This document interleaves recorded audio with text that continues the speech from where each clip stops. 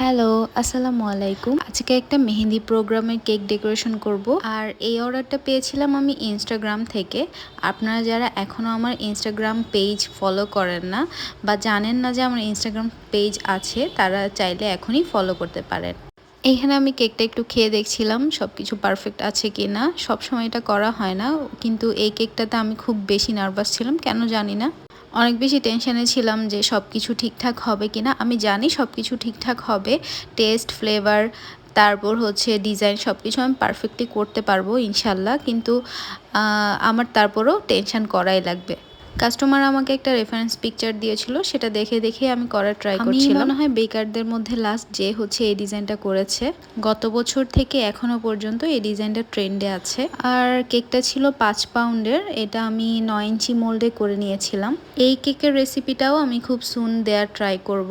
আসলে ফোনে এত ভিডিও জমে গিয়েছে যে এডিট করতে ইচ্ছা করে না। এক কথায় বলা যায় আলসেমি আর কি। এই কেকটাতে ছিল সবচেয়ে ভয়ঙ্কর একটা কালার, রেড কালার। আপনারা তো কম বেশি সবাই জানেন হুইপ ক্রিমের রেড কালার একটু ছড়ায়, মানে যখন একটু টাইম যায় তখন কালারটা ছড়ায়। আমি সবচেয়ে বেশি টেনশানে এটার জন্যই ছিলাম, কারণ প্রোগ্রাম ছিল রাতে, মানে 12টা-1টার দিকে। বাট আমার কেকটা 8টার মধ্যে রেডি করে ফেলতে হয়েছিল, যেহেতু রাইডার আসবে। সো আমি তো চাইলেই আর 10টা-11টায় ডেলিভারি দিতে পারবো না। আর সেদিন ডেলিভারি করতে গিয়ে হয়েছিল আরেক ঝামেলা, রাস্তায় ছিল প্রচুর জ্যাম। কারণ সেদিন চট্টগ্রামে তারেক রহমান আসছিল, সেটা আমার আগে জানা ছিল না। তো আমার যেহেতু কেকটা 6টায় রাইডার নেওয়ার কথা ছিল, বাট রাইডার এসেছিল 8টায়। রাস্তার অবস্থা খুবই খারাপ ছিল। কেক পৌঁছাতে, কাস্টমারের কাছে পৌঁছাতে প্রায় 10:30টার মতো লেগেছিল।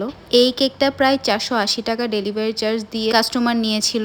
তো যাই হোক, অনেক বেশি টেনশনে ছিলাম, বাট রাইডার ভাইয়ারা অনেক সেফলি কেকটা পৌঁছে দিয়েছিল। আর কেকের রিভিউ আলহামদুলিল্লাহ ভালো এসেছিল। আপনারা যারা গায়ে হলুদ, বিয়ে অথবা আপনাদের বিভিন্ন ওকেশনের জন্য কেক অর্ডার করতে চাচ্ছেন, তারা অবশ্যই আমাদের কাছে 4 থেকে 5 দিন আগে অর্ডারটা কনফার্ম করবেন। আজ এ পর্যন্তই। আল্লাহ হাফেজ।